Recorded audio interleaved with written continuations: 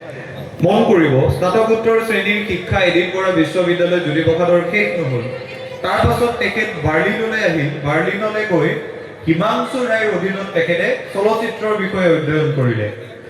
এতিয়া মন কৰিবলগীয়া কথাটো হ'ল সেই সময়ছোৱাত বিশ্ববিখ্যাত চলচ্চিত্ৰ কোম্পানী এটাই চিনেমা নিৰ্মাণ কৰাৰ বাবে সেই হিমাংশু ৰায়ৰ অধীনত যিসকলে পঢ়ি আছিল, চিনেমা পঢ়ি আছিল, তেওঁলোকৰ বাবে এটা সুযোগ আনি দিছিল।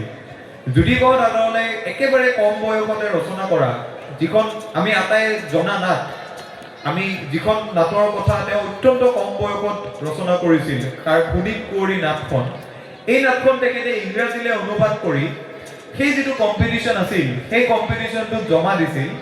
আৰু আটাইতকৈ বেয়া লগা কথাটো হ'ল যদিও সেই কম্পিটিশ্যনটোত জ্যোতিপ্ৰসাদৰ অনুদিত পুনিত কুঁৱৰী নাটখন নিৰ্বাচিত হৈছিল, কিন্তু যিটো চলচ্চিত্ৰ কোম্পানীয়ে চিনেমাখন নিৰ্মাণ কৰিবলৈ আগবাঢ়িছিল সেই কোম্পানীটোৰ যিমান বাজেট আছিল সেই অনুপাতে স্ক্ৰিপ্টখন জমা নোহোৱাৰ বাবে, অৰ্থাৎ স্ক্ৰিপ্টখনৰ বাজেট কোম্পানীটোৱে নিৰ্ধাৰণ কৰা বাজেটতকৈ বেছি হোৱাৰ বাবে জ্যোতিপ্ৰসাদ আগৰৱালাই চিনেমাখন নিৰ্মাণ কৰিব পৰা নাছিল।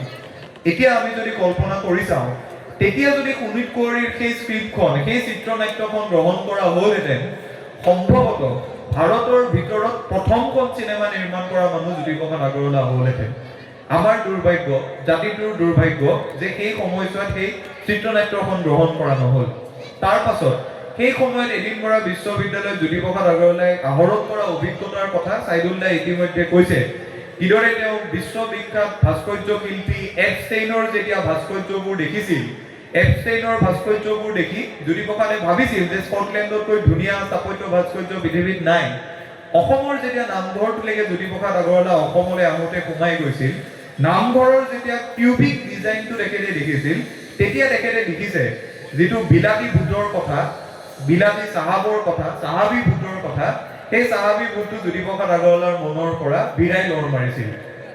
মই বিভিন্ন ঠাইত কৈ থাকোঁ, এই কথাটো ক'লে বিভিন্ন মানুহে বেয়া পায়, কিন্তু এতিয়া জ্যোতিপ্ৰসাদ আগৰৱালাৰ যিদৰে বিলাতলৈ গৈ চাহাবী ভূত সোমাইছে, আমাৰ একাংশ অসমীয়া মানুহৰ বিলাতলৈ যোৱাৰ দৰকাৰ নাই। গুৱাহাটীত থাকি, অসমত থাকিয়েই চাহাবী ভূত সোমাইছে। যিদৰে জ্যোতিপ্ৰসাদ আগৰৱালাৰ মনত এটা অহংকাৰ হৈছিল যে স্কটলেণ্ডৰ স্থাপত্য ভাস্কৰ্য ভাল, একেদৰে এচাম অসমীয়া মানুহৰ এতিয়া অহংকাৰ হয় যে অমুক